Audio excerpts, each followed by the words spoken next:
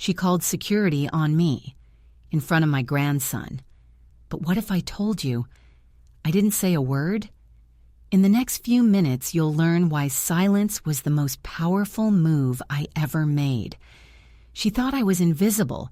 She thought I had no power, no voice, no worth. But what she didn't know was whose name was on the building.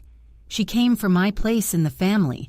Then she came for my place at work, and she thought no one would stop her. This is my story, and it's not what you think. Thank you for being here. Have you ever been underestimated so quietly it echoed louder than words? Before we continue, share your thoughts in the comments, and if you want more quiet, powerful stories like this one, hit follow. Say something under this video. Even just one word. Where are you watching from? What time is it? I should have turned around the second I saw Zariah at the door. No warm hug from my son. No childish giggle from my grandson. Just her. Standing with one perfectly plucked eyebrow raised and a phone still in her hand like I'd interrupted something important, which, in her world, was always the case. "Oh, you're here," she said, her tone polished steel wrapped in velvet. "I brought a little something for Tommy," I replied, lifting the small gift bag. Inside was a sweater I'd spent 3 weeks knitting. His favorite color, green, with a little embroidered dragon on the front. He loved dragons. At least he used to. She didn't step aside. Instead, her eyes scanned me like an appraiser evaluating damaged goods. Black dress, second-hand shoes, no makeup. I could practically hear her thoughts. Poor, provincial, unnecessary. "Marcus is still getting ready," she said finally, flatly. "Guests are already here." Guests? I wasn't told there'd be guests. Last week, Marcus had called, voice strained, always strained when she was near, and said, "Small family dinner for Tommy's 5th. Nothing fancy, Mom. Just us." Inside, it was anything but small. The chandelier above the dining room table sparkled like a jewel. Laughter and low murmurs filled the space, punctuated by the clinking of expensive glasses, women in silk and men in tailored jackets. I recognized some of them from the society section of the local paper. CEOs, politicians, people with last names that opened doors. People like Zariah wanted to impress. And then, like sunlight cutting through fog, I heard it. "Grandma Sherry," Tommy's voice. Pure joy. He tore through the crowd, arms open, and launched himself into my embrace. I held him close, buried my face in his soft, cake-scented curls, and smiled for the first time that day. "I made you something," I whispered. "It has a dragon." His eyes lit up. But before I could give it to him, Zariah's hand clamped onto his shoulder like a claw. "Tommy, what did we say about hugging people before they wash their hands?" she said through her teeth. "Go play with your cousins. Now." He hesitated, looked at me. I nodded gently, and he trudged off. I stood there alone, still holding the gift bag. Dinner was worse. The table stretched like a runway, set with china I'd never seen, probably from her side. I was placed at the far end next to an empty chair and a man named Todd, who spent the entire meal talking about his real estate empire and laughing at his own jokes. Marcus didn't sit near me. Once, during the soup course, he caught my eye. Weak smile. Then Zariah leaned in and whispered something. He looked down at his plate. Coward.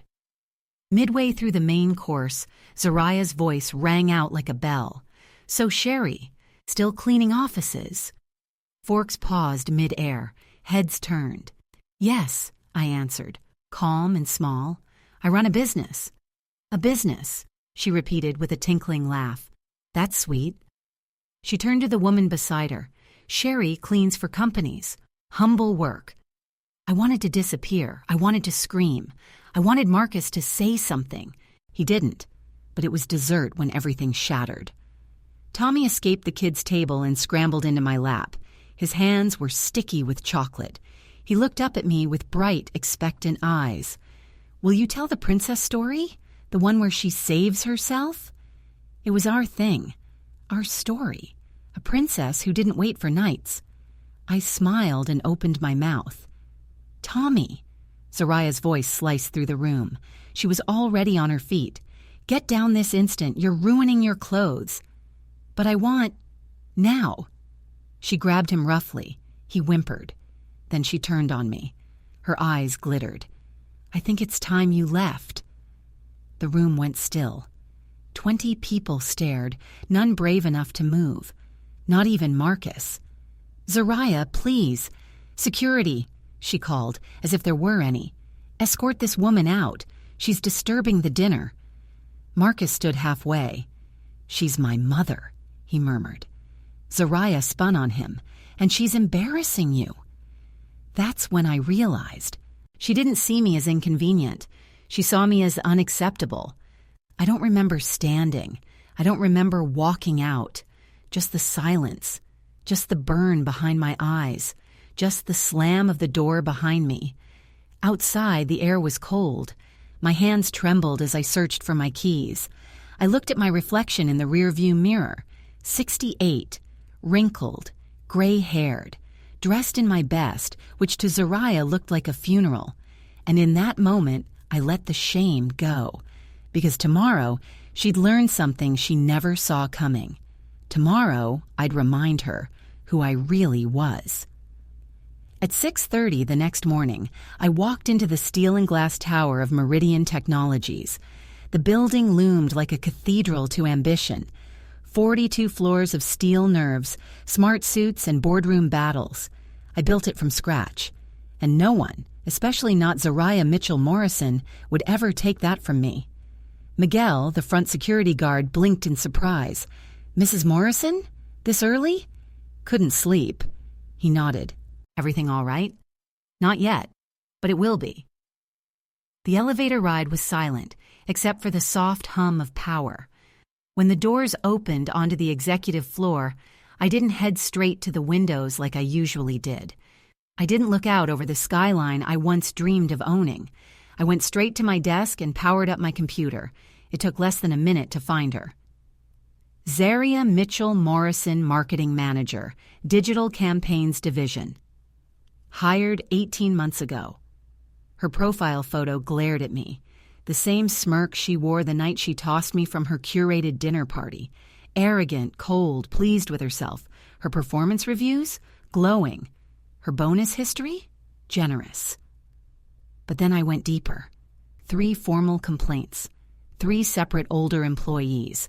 3 times Zoraya had humiliated, harassed, and displaced them. The first, Margaret Chen, 61, accused of being outdated in a budget meeting. Zoraya had mocked her Excel spreadsheets in front of a full room. Margaret had cried in the restroom. The complaint was dismissed.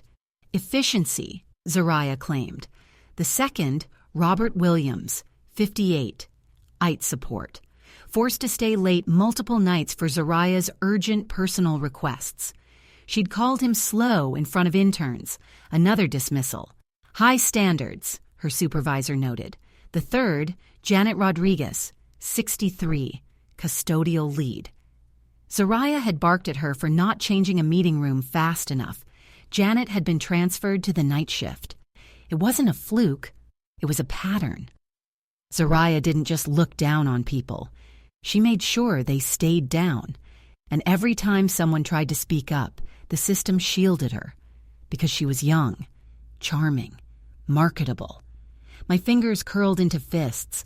Zoraya thought I was some weak relic who didn't belong at her table.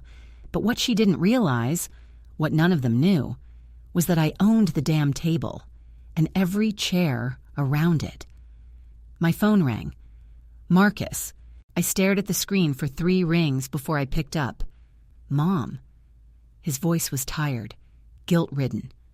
I didn't say anything. I'm sorry about last night. Zoraya, she was overwhelmed. The party got out of hand. She didn't mean... She meant every word. A pause. I know, he whispered. I should have said something. I waited. She wants things to be perfect.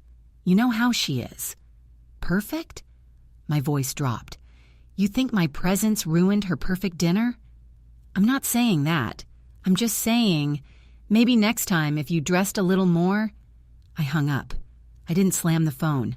I didn't scream. I simply placed it back on the receiver like I was closing a deal, because that's what I'd be doing soon. Deals. With consequences. By 8 a.m., the office was alive. The hum of corporate life, the clack of heels, the low murmur of meetings.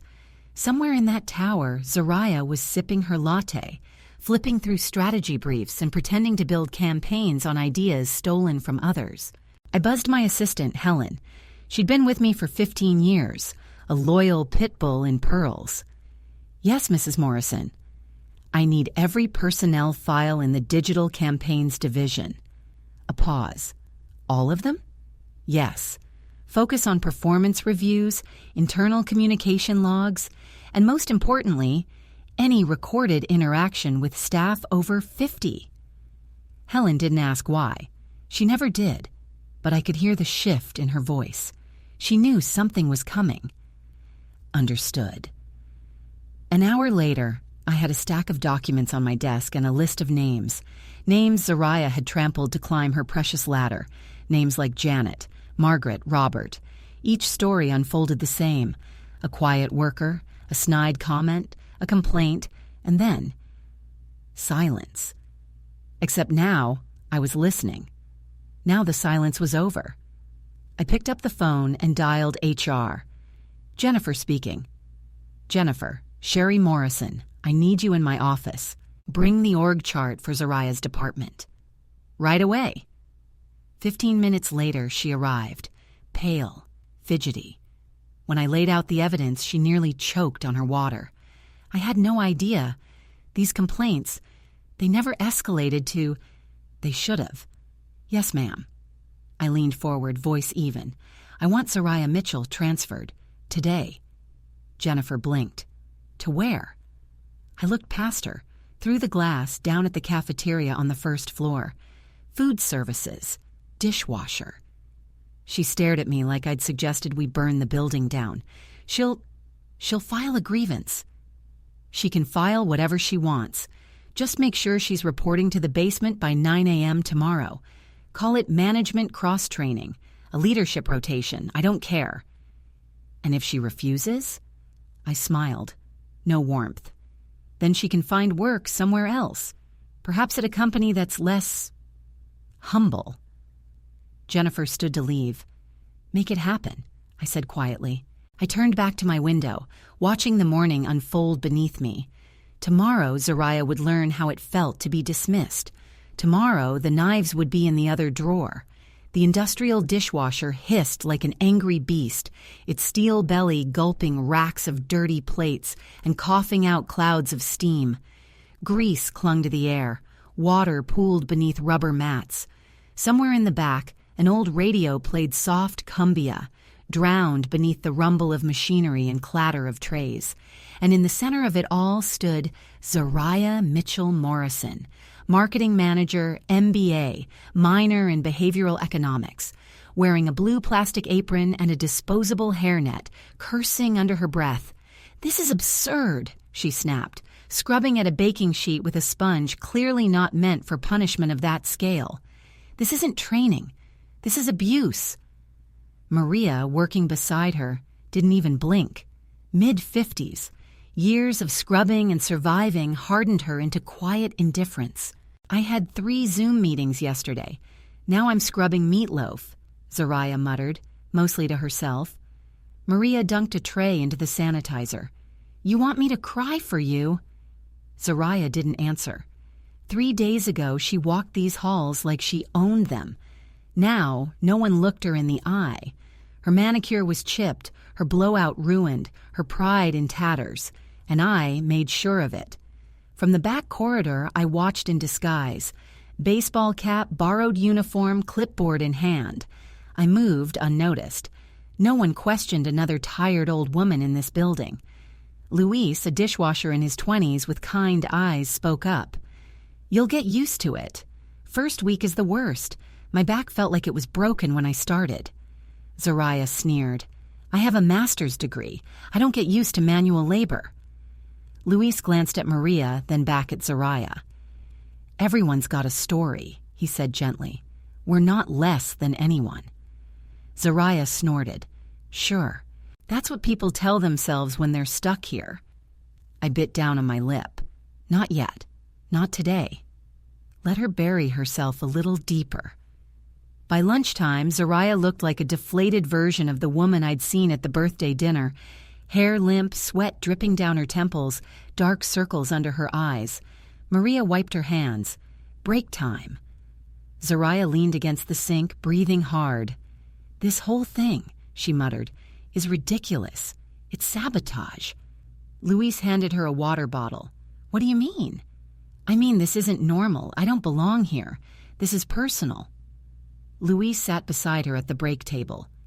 "You think someone targeted you?" Zariah turned, her eyes narrowing. "I know they did. I think it's that dried-up hag in HR, Jennifer. She always had it out for me." Maria raised an eyebrow. "You ever think maybe you just got what you gave?" Zariah looked offended. "Excuse me? You walk in here, first day, acting like this job is beneath you. Like we're beneath you. That attitude gets noticed." Zariah stood. "I shouldn't even be here." Maria shrugged. "And yet, here you are, with the rest of us cockroaches." The silence that followed wasn't awkward. It was charged. Truth hanging in the steam. That afternoon, I watched Zariah snap at a custodian for leaving a mop bucket too close to the sink. I saw her roll her eyes when Maria corrected her plate sorting. I watched her wipe her hands furiously every time she touched something wet, which, in a dish pit, was every 5 seconds. And still, she didn't get it. She thought she was enduring. She didn't understand she was supposed to be learning. Later that night, Marcus texted me. "Marcus, Mom, Zariah says work's been really hard lately. Some cross-training thing. She's exhausted. Can we come for dinner?" Me, "Not ready." Marcus, "She wants to apologize." I almost laughed. Not to me, not really. To the woman she thought could rescue her. But no one was coming this time. She'd made her choice the moment she pulled my grandson off my lap and called me an embarrassment. Now she could sit in her own mess. That night, I stood in my kitchen, looking down at the dragon sweater still folded in the gift bag. I'd brought it to dinner, but never got the chance. Tommy never saw it, but he would. Someday soon, once this story played out to its rightful end. Steam blurred the edges of the industrial kitchen, clinging to metal surfaces, fogging up the plastic shield in front of the dishwasher. Zariah's face was slick with sweat and fury. Her gloves were damp inside, her socks soaked. Every tray felt heavier than the last, every shift longer than it should have been. "This is beneath me," she hissed under her breath, shoving a stack of greasy pans into the sink. "This is a message. Someone's trying to break me." Luis gave her a sideways glance but kept scrubbing. "Or maybe it's just work." Zariah turned sharply. "You're seriously okay with this?" Luis paused. "It's honest. Pays the bills. I've done worse." "That's not the point," she snapped. "I had 7-figure clients. Do you understand what that means?"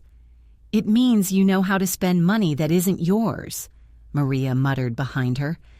Zariah whirled around. "Excuse me?" Maria didn't flinch. "You keep talking like the rest of us are a mistake, like we ended up here because we failed." "Didn't you?" Zariah shot back. Luis froze. "What?" Zariah blinked, realizing she'd said it aloud. Maria set her sponge down, eyes narrowed. "You think this job means we're failures?" "No," Zariah said quickly. "I didn't mean it like that. I just meant this isn't where people with options end up." Maria stared at her. "I had options. I chose to raise my granddaughter when her mother died of cancer. I could have climbed whatever ladder you think you're on, but I came here.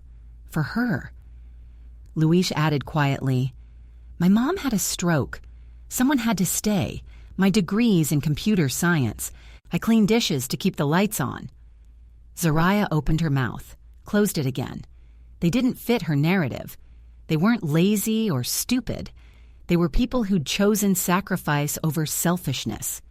That didn't compute. She turned away. Silence settled, but it wasn't the comfortable kind. From the hallway, I watched through the glass, still anonymous in my disguise. And I knew now she wasn't learning humility. She was stewing in resentment. Later that afternoon, I caught her mouthing off again, this time to Janet. Janet Rodriguez was prepping vegetables at the corner station, humming softly. I recognized her immediately, one of the first victims in Zoraya's file, displaced because she didn't move fast enough. Now she was here, still working, still fighting to prove her worth. Zoraya tossed a container of wilted lettuce toward the bin and muttered, "Someone ought to teach these people how refrigeration works." Janet turned slowly. "You talking to me?" "No," Zoraya replied, voice sharp. "But if the shoe fits—" Janet stared at her for a long moment, then walked away. No scene, no words, just quiet disappointment. It cut deeper than yelling ever could. That night, I stood in my apartment, the city lights blinking beyond the window. I should have felt satisfied, vindicated, but I didn't. I felt tired. 3 days, and Zoraya hadn't cracked. Not in the right way. She still believed she was being punished by some vengeful system. She hadn't looked at anyone around her and seen them, just names, uniforms, maintenance people. I made a decision. Tomorrow I'd get closer. Tomorrow she'd learn that the cleaning lady she resented so deeply was far more than she imagined. Lunch rush, chaos in steel and rubber, trays clattered, timers beeped, voices shouted over one another like clashing cymbals. The kitchen pulsed with urgency, the heartbeat of a tower too proud to notice the hands that fed it. I walked in through the side corridor, dressed in the same Navy maintenance uniform, clipboard tucked beneath my arm, silver hair hidden under a baseball cap. No one glanced twice. The trick wasn't invisibility, it was irrelevance. People like me didn't draw attention. We were background noise, just as Zoraya liked it. She was rinsing pans when I stepped up beside her. "Excuse me," I said, pitching my voice lower, rougher. "Need to mop under your station." Zoraya barely looked at me. "Whatever. Just don't get in my way." I crouched down, dipping the mop into the bucket, water sloshing gently as I started cleaning under her feet. Her voice drifted above me, unmistakably sharp. "I swear this place is a lawsuit waiting to happen." Louise chuckled softly. "You're still here, though." "Yeah, because quitting looks bad on a resume," she snapped. "Dishwashing isn't usually something you put on a resume." "Exactly," Zoraya said, wiping her brow. "That's why this whole thing is a joke." I froze, mop still in my hands. Louise tried again, patient. "Maybe it's not a joke. Maybe someone up there is trying to teach us something." She scoffed. "Oh, please, the people running this place wouldn't last 5 minutes down here." I stood and moved slightly to her right, pretending to double-check my clipboard. That's when she leaned in closer to Louise. "You want to know the real reason I'm down here?" Louise glanced around. "You probably shouldn't—" "I think my mother-in-law is behind it," she said in a conspiratorial whisper. Louise blinked. "Seriously?" She showed up to Tommy's party looking like she crawled out of a trailer park. Marcus was mortified, and I had to fix the whole thing. Fix? I asked her to leave. She made a scene, embarrassed everyone. Now she's playing the victim. I bet she pulled strings to punish me. Louise said nothing. Zoraya kept going. She thinks that because she's old and poor and fragile, everyone owes her something. But she's just bitter because Marcus married up. Up. There it was. I watched as she wiped her hands furiously, muttering something about people knowing their place. Maria passed behind her and heard enough to pause mid-step. "What did you just say?" Zoraya turned. "Nothing, just venting." Maria said. "Maybe vent quieter. The people you're stepping on can still hear." Zoraya flinched but didn't respond. As I turned to leave, she said one more thing, low, almost under her breath. I swear, if I ever find out she's behind this, I'll make sure she regrets it. Back in my office later that evening, I sat in silence, hands steepled under my chin. So that was the game she wanted to play. Not reflection, not remorse, revenge. Even here, after 3 days in the lowest job in the company, she still hadn't absorbed a single truth. She couldn't. Her entire worldview, her identity, was built on the assumption that some people mattered more than others. She didn't just see herself as better, she saw everyone else as less. My phone buzzed. Marcus. Zariah's really struggling. She's convinced she's being targeted. I think she wants to talk to you. Talk. Not apologize. Not make amends. Leverage. I texted back, not yet. Because she hadn't broken. Not even close. But tomorrow, the game would shift. Tomorrow, I'd take off the cap, step out of the kitchen, and she'd see exactly who had been holding the clipboard. The executive floor gleamed under soft, curated lighting. Art hung on the walls. Abstract, expensive, utterly meaningless. The floors were marble. The silence here was intentional, designed to make people walk softer, speak lower, feel smaller. I made sure Zariah entered through the front elevator, let her walk the hallway in her cafeteria uniform, let the suit see her now. At exactly 10 risas, Helen's voice came through the intercom. "Mrs. Morrison, your 10 o'clock is here. Send her in." I didn't turn from the window. I wanted her to walk the full length of the office, feel every second of it. I heard the click of her shoes, slower now, less confident. "Excuse me," she said, her voice already defensive. "I was told someone upstairs needed to speak to me about my reassignment. There's obviously been a mistake. I work in marketing. I think you—" I turned slowly. Zariah froze. Her mouth opened, closed, opened again. "You," she whispered. I smiled. "Good morning." What is this? How?" She blinked rapidly, her hands twitching at her sides.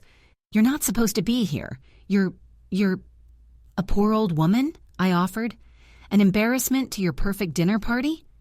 She took a step back. You lied. You let me believe." "I said I owned a business. You assumed it involved cleaning toilets." She flushed. "That's not—" "I didn't know." "No, Zariah. You didn't ask."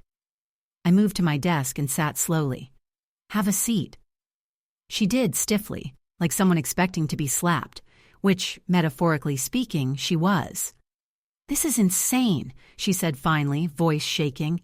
"You've had me washing dishes. For days. Like the employees you called dinosaurs? The ones who take up space?" That was taken out of context. I clicked a key on my laptop. Her file blinked open on the screen. 3 complaints in 18 months. Margaret Chen, Robert Williams, Janet Rodriguez. I assume they were all taken out of context as well. She shifted. Those were workplace misunderstandings. Ageism wasn't the issue. Performance was. Margaret was humiliated in a budget meeting. Robert was forced into unpaid overtime. Janet was moved to night shift because she refused to be ordered around like a janitor on your whim. Zariah leaned forward, eyes narrowing. "This is personal." "No, this is professional. You happen to be family. That's the only reason this didn't happen sooner." Her voice cracked. "You've been watching me?" I leaned back. I observed a hostile workplace culture in my own company. I went looking for the cause. And surprise, I found you. Zariah stared at the floor, then at me. Then, like flipping a switch, her tone changed. Softer, coaxing. "Mrs. Morrison, Sherry, if I'd known who you were, I would have treated you differently." "Exactly." She froze again. "You treated me the way you treat everyone you don't need." I was under pressure. The dinner. You called security on your husband's mother, on your son's grandmother, and then you lied to Marcus about it. Tears welled but didn't fall. "You want revenge," she said flatly. "I want accountability." Silence. Finally, she asked, "So what now?" "You have two options: stay in food services indefinitely or resign." Her mouth trembled. "If I stay?" "You'll earn your paycheck. You'll work alongside the people you mocked.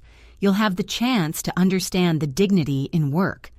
And if I resign, I'll provide a neutral reference. One sentence. She managed digital campaigns. No details. No damage." Zariah stood. She was shaking. "This is blackmail. This is a choice, something you never gave Margaret, or Robert, or Janet." She opened her mouth, then closed it. Fury radiated off her skin. "I'll stay," she hissed. "I'll scrub every plate in this building. And when Marcus finds out what you've done, he'll find out everything, including what you said about his mother, about his son's party, about Maria, Janet, Luis, and everyone else you trampled." Zariah's knuckles whitened on the doorknob. "This isn't over." "Yes," I said, looking her straight in the eye. "It is." The call came 3 days later. It was a Tuesday. Quiet. I was reviewing budgets when the name flashed on my screen. Marcus. I exhaled, steadied myself, and answered. "Mom," he said, voice taut like a string about to snap. "We need to talk, all three of us." "About what specifically?" He hesitated. I could hear someone whispering in the background. Her. Always nearby, always pushing. About Zariah's job situation, about what happened at Tommy's birthday, about everything. I waited. "She told me who you really are. And how do you feel about that?" A beat of silence. "I don't know. Angry. Confused. Why didn't you tell me you owned the company she worked for?" "You never asked what kind of business I owned, Marcus. You assumed." "That's not the point, Mom." "Isn't it?" He exhaled, clearly frustrated. "The point is, you've been manipulating her job, punishing her because of a personal disagreement." My chest tightened. "Is that what she told you?" "She said you transferred her to the basement, that you made her scrub dishes as some kind of revenge." I stood from my desk and walked to the window. The skyline never changed. People came and went. Ambitions rose and fell, but the city endured. "That doesn't sound like the mother you know," Marcus added softly. "No," I said, "but it sounds exactly like the CEO I've always been." "Mom, come tonight," I said. 8 o'clock, my apartment. You, me, Zariah. No distractions, no pretense. Another pause. "I'll see you then." They arrived 15 minutes late. She was dressed like she was headed to a deposition. Fitted blazer, flawless makeup, posture stiff and proud. He looked worse. Eyes ringed with fatigue, the kind of tired that came from months, maybe years, of pretending everything was fine. I served coffee, sat across from them. Zariah was the first to speak, voice a rehearsed blend of sweetness and injury. "I told Marcus everything, about how you've been using your position to humiliate me, about how you reassigned me to the worst job in the company because of a misunderstanding at a family dinner." "A misunderstanding?" I echoed. "Yes. Tensions were high. You arrived unannounced." "I was invited." Marcus shifted uneasily. "You humiliated her," he said, not looking at me. "But Mom, using your company to get back at her?" I stood and walked to the cabinet, pulled a thin folder from the drawer, set it on the table. "What's that?" he asked. "Evidence." I opened it slowly, 1 page at a time. 3 official complaints, statements from Margaret Chen, Robert Williams, Janet Rodriguez, email excerpts, HR summaries, dismissals signed off by Zariah's supervisor, repeated patterns of behavior. Zariah paled. "What is this?" Marcus whispered.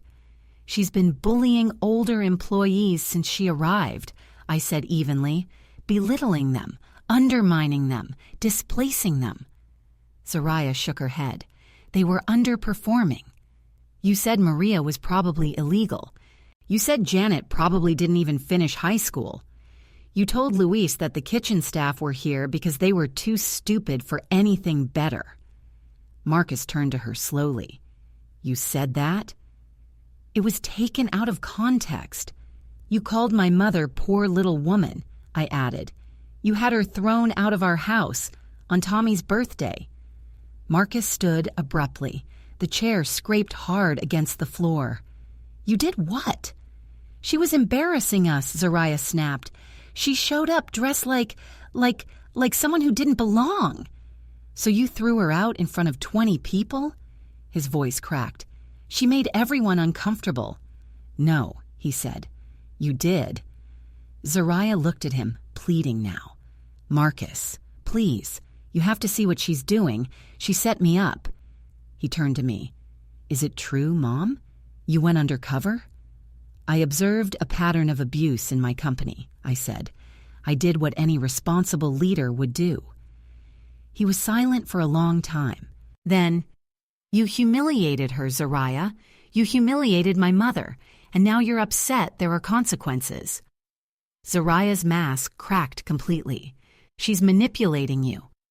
No, Marcus said quietly. You did that all by yourself. When they left, Marcus didn't speak. He paused at the door, one hand on the frame. I don't know what to do. You do, I said. You're just afraid to admit it. He nodded once and walked into the night. They say betrayal doesn't shout. It whispers. But that night, in the still air of my apartment, it screamed silently between my son and his wife. It screamed in Marcus's clenched jaw, in the way Zariah wouldn't meet his eyes, and in the ache that bloomed in my chest as I watched my boy realize the truth. That love, real love, demands more than loyalty. It demands conscience.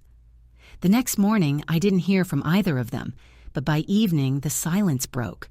Marcus called. His voice was hollow, tight. Can we talk? I'm here. I told her to leave. I said nothing. Let him speak. I told her to pack a bag and go stay at a hotel. She said I was choosing sides, and I guess I was. You chose truth, Marcus. I don't know who she is anymore. You do, I said gently. You just didn't want to. That weekend, he came by with Tommy, just the two of them. It was the first time in months that my grandson saw me without a wall of polished manners and cold eyes in the way. He launched into my arms like a rocket. Grandma, can we make cookies? We did. Flour flew. Dough stuck to noses. Laughter echoed in my small kitchen like music.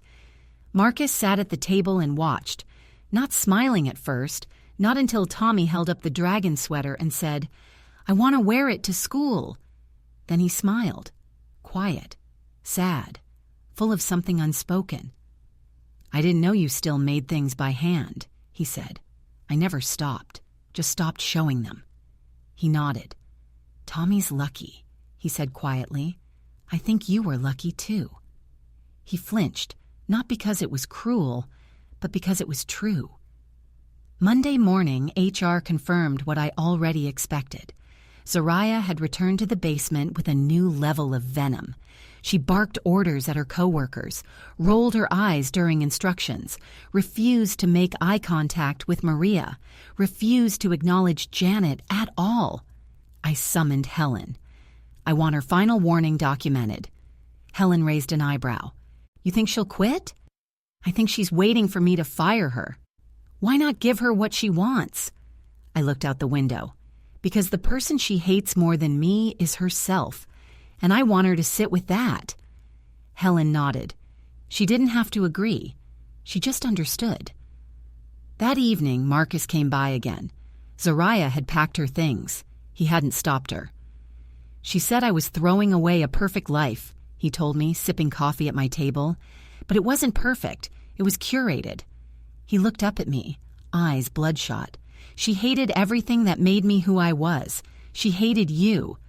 And what does that tell you? That I never should have let it go on this long. No, I said. You shouldn't have. There was no softness in my tone. Some truths needed to cut before they could heal. He reached for my hand. Can you ever forgive me? I already have. He blinked. But, I added, forgiveness isn't forgetting. It's remembering without bleeding. He squeezed my fingers. I'll earn it. Good, I said. Then we can begin. That night I stood by my window watching headlights dance across the city. Somewhere out there, Zariah was spinning a new version of the story. A version where she was the victim. A version where I was cruel, controlling, ruthless. Let her. I didn't need to control the narrative. I had the truth. And the truth was she broke this family with her pride. And I wasn't going to let her put it back together with her lies. She showed up outside my office unannounced. Hair perfect again. Lipstick calculated. Clothes sharp enough to slice, as if the cafeteria never happened. As if the steam and sweat and dishwater never existed. But I saw the strain behind her eyes. The cracks in her foundation. The desperation. Helen said you'd see me, she said without greeting. I didn't move from behind my desk. I thought we'd made our terms clear. Zariah stepped in anyway, closed the door gently behind her. I'm not here to fight, she said. A strange opening considering you've spent the last week trying to rally sympathy from your coworkers. Her mask slipped, only for a second. I've been reflecting. I gestured to the chair. She sat, slowly, carefully, as though posture might still matter here. I want to come back, she said, to marketing. I raised an eyebrow. I see. I've paid for my mistake. You've made your point. I haven't made a point, Zariah. You've made a series of choices. I've simply held them up to the light. She bristled. I'm not a bad person. I don't think you are. But I do think you're dangerous to anyone who doesn't serve your image. Her eyes narrowed. This isn't professional anymore. This is personal. No, Zariah. Throwing someone out of a child's birthday party is personal. This is policy. Her voice dropped a register. I could sue you. For what? Enforcing workplace accountability? Instituting a development rotation? You targeted me. I protected my people. She stood. You want to ruin me. No, I said. I want you to change. Zariah laughed, short, bitter. You want me to become you, a woman who pretends that kindness is power, when really you're just another tyrant in heels. Is that what you think I am? I think you're manipulative. I think you used your son's loyalty to destroy his marriage. I think you gave you multiple chances to face yourself, I cut in, and you wasted every one. Her chest rose and fell sharply. Then she said it, softly, but with teeth. Marcus will never forgive you. I stood slowly. Marcus already knows who I am. He's just starting to realize who you are. She flinched, but not from me, from the truth. You'll be hearing from my lawyer, she snapped, turning to leave. I didn't stop her, didn't need to, because what she didn't realize was that every room she entered now, she'd carry this stain with her. Not because I painted it, because she did. The next morning, she didn't show up for her shift. Helen brought me the email just before lunch. Subject, formal resignation.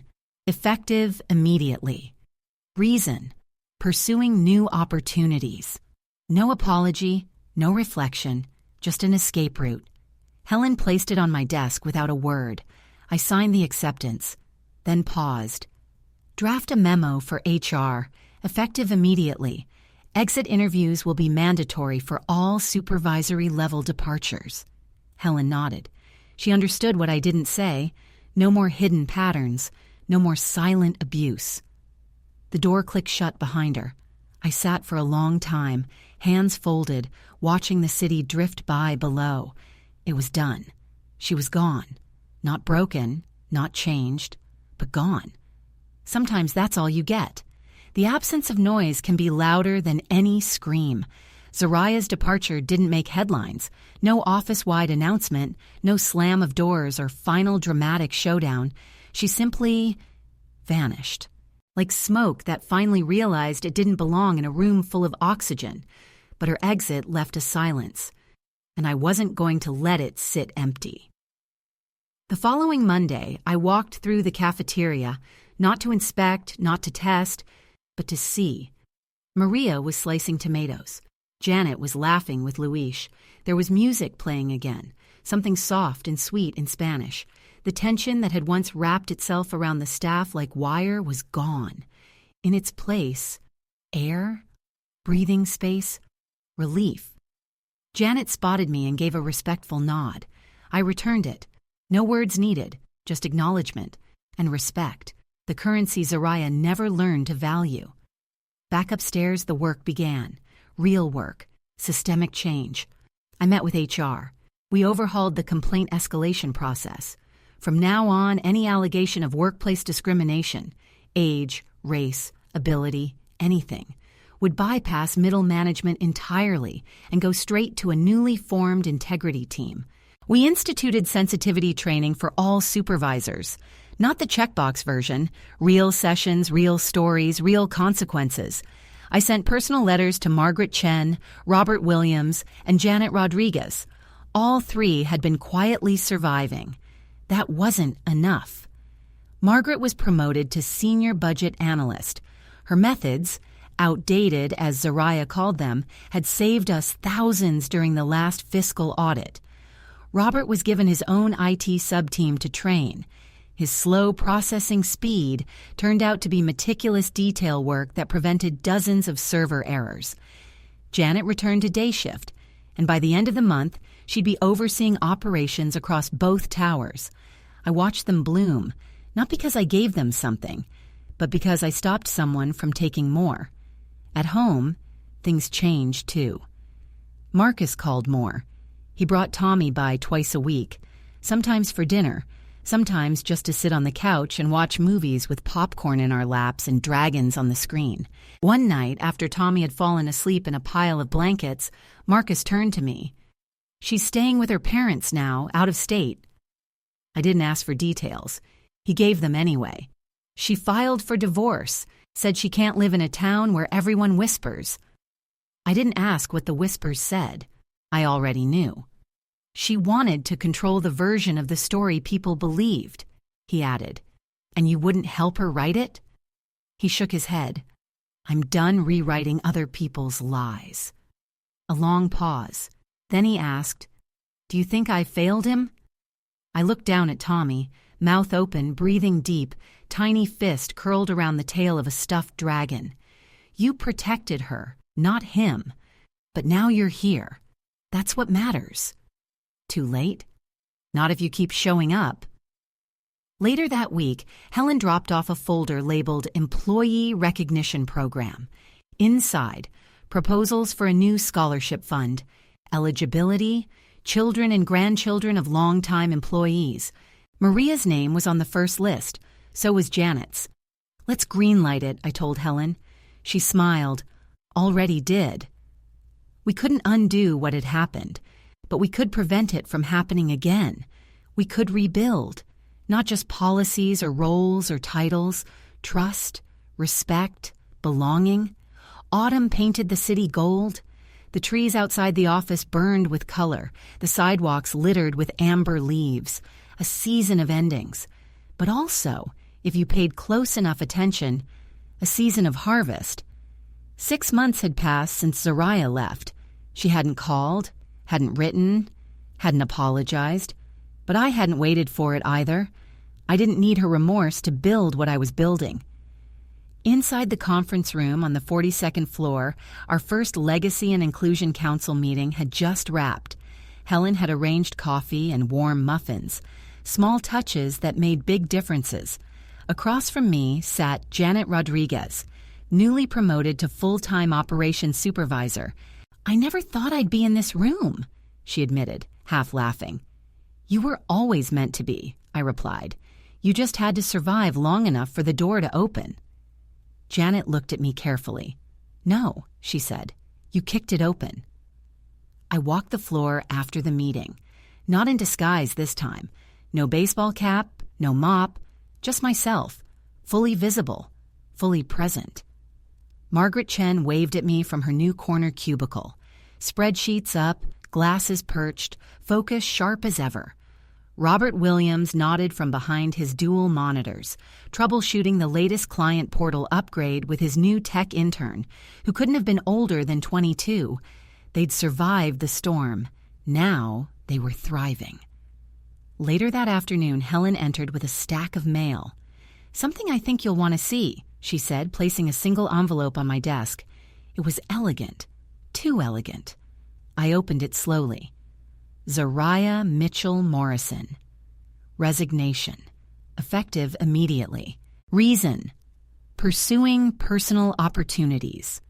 There was no apology, no mention of anything learned, no humility, just the perfect phrasing to preserve her dignity and leave the door open somewhere else.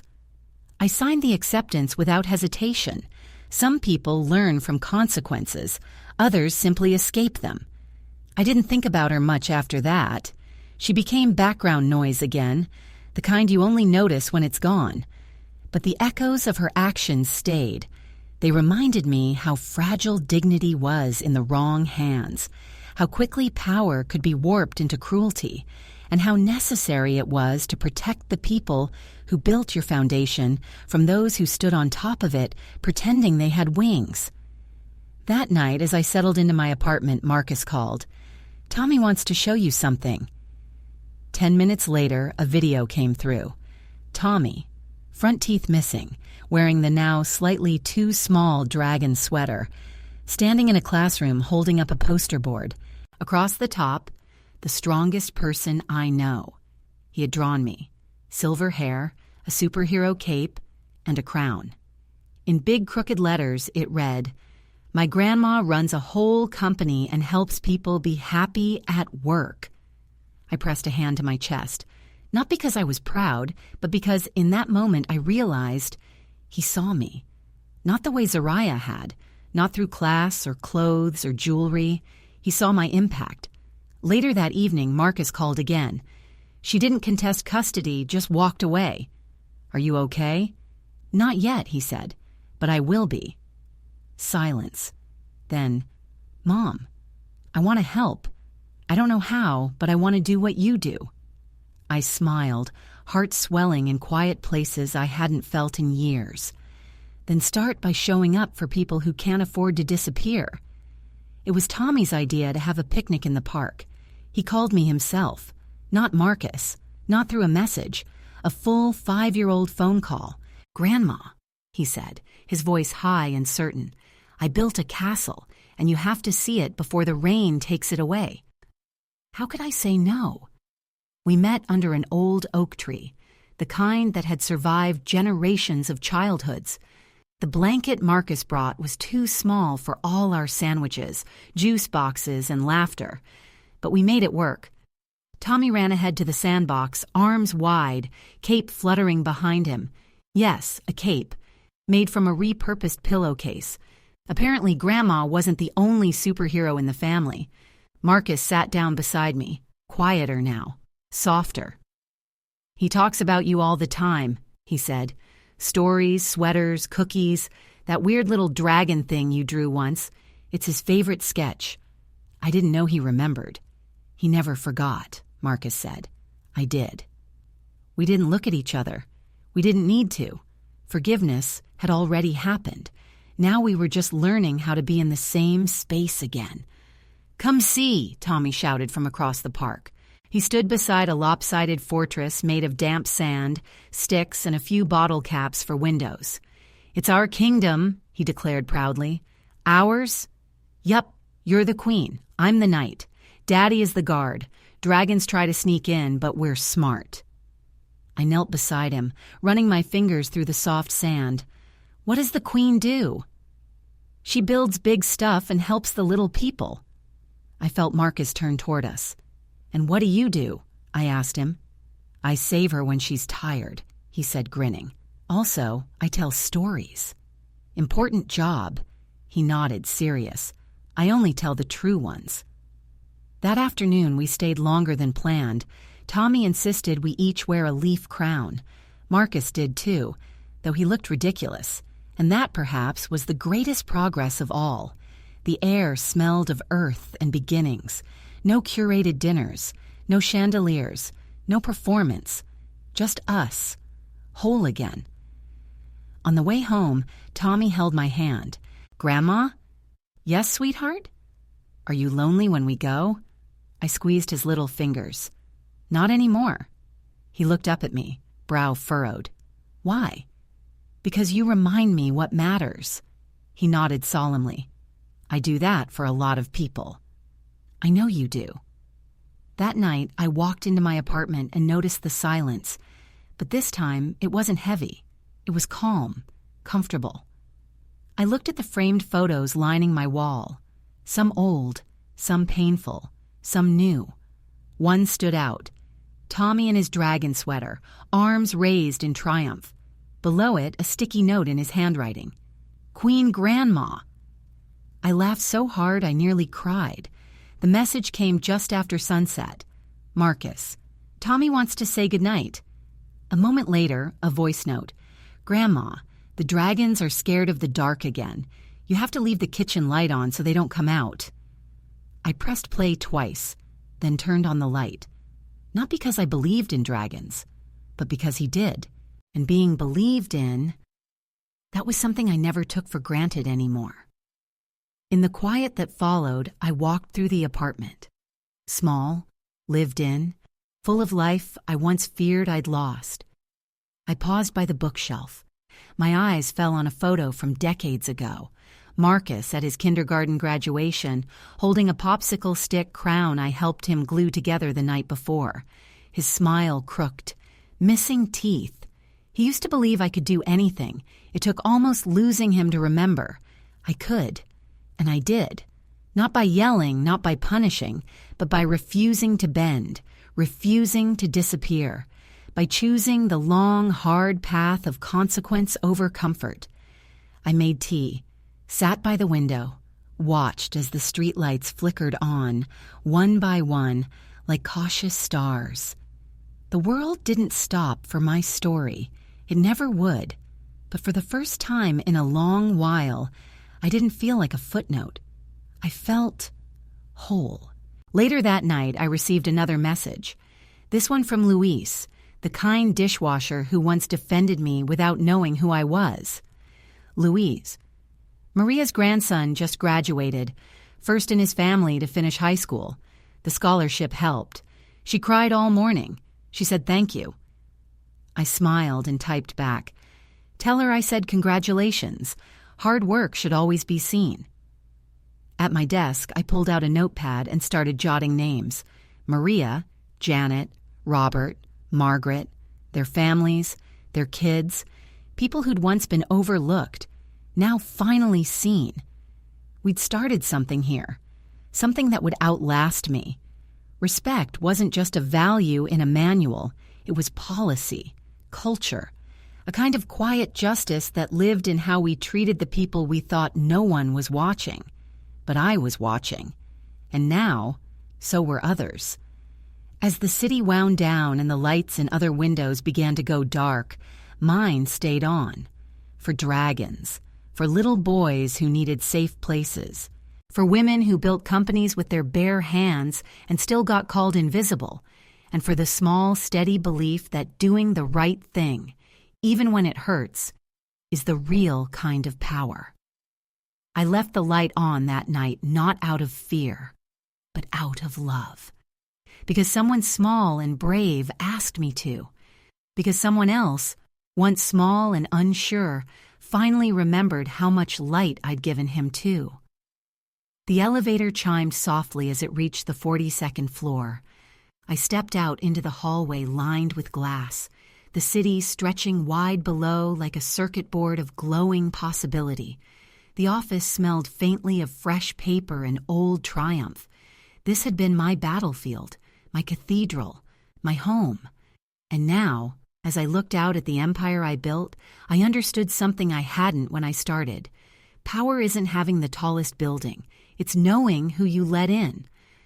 I walked past framed photos of company milestones, each year frozen in celebration, smiles, ribbons, speeches.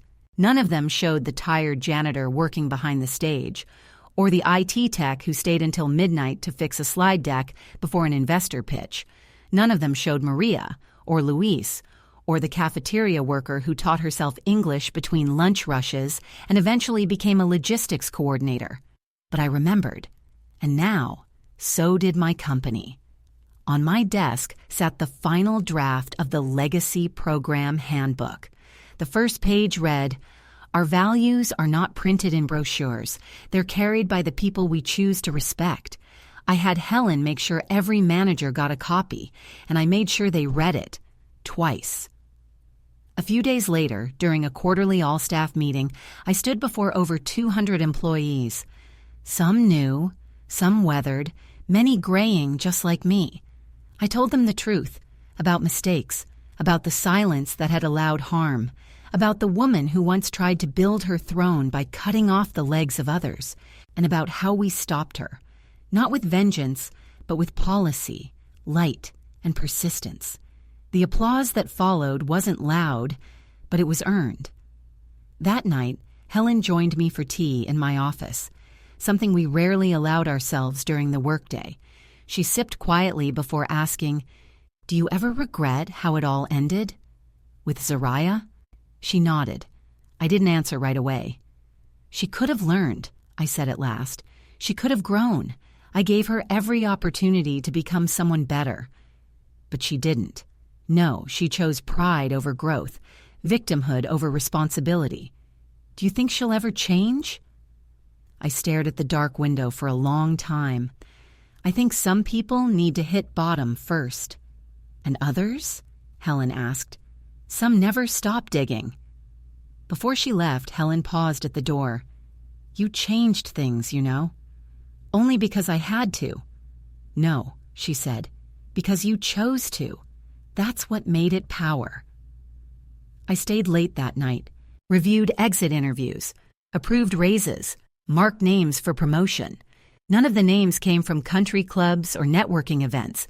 They came from the ground floor, people who earned their place not by charm, but by contribution.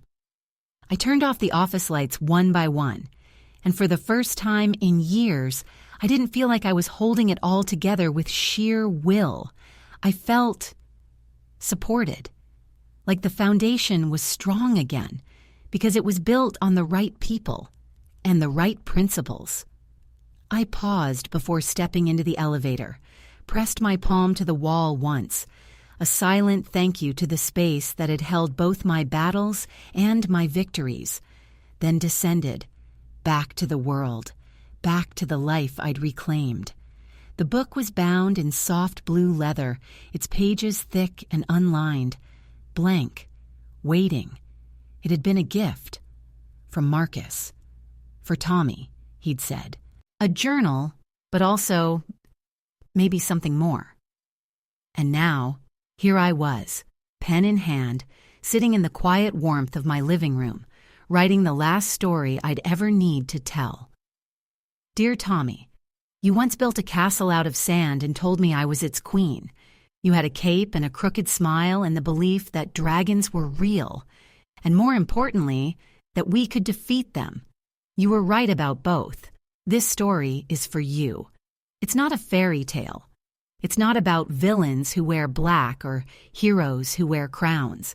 It's about people, ordinary ones, who forget the weight of their own footprints and others who decide not to be stepped on anymore. It's about what happens when silence becomes louder than truth, and what comes next when someone finally says, enough. You'll hear versions of this story someday. They'll say your grandmother was hard, that she was proud, that she fought too fiercely. Maybe I was all those things, but I hope you'll also hear the other truth, that I stood up, that I refused to vanish, that I believed every person deserves to be seen, not for how expensive their shoes are, but for how they walk through the world. And I hope when you walk into your future, whether it's castles or kitchens or boardrooms or backyards, you carry this with you. Kindness is not weakness.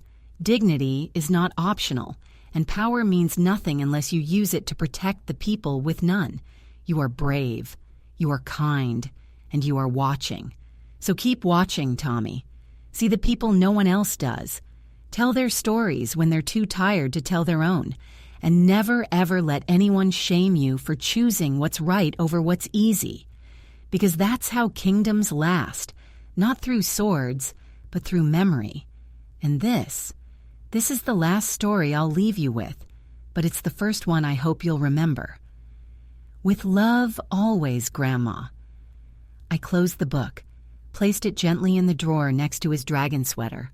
Someday he'd find it. Not today, not tomorrow.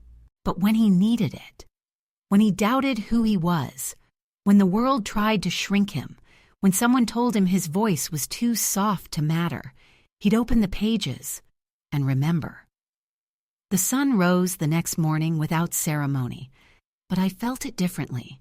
Not as an ending, but as a continuation, not of my story, but of his, because I hadn't just survived. I'd seeded something stronger, and now it would grow. One kind choice at a time, one small voice at a time, one boy in a dragon sweater at a time. If you're still with me and this story meant something to you, subscribe. There's more to come.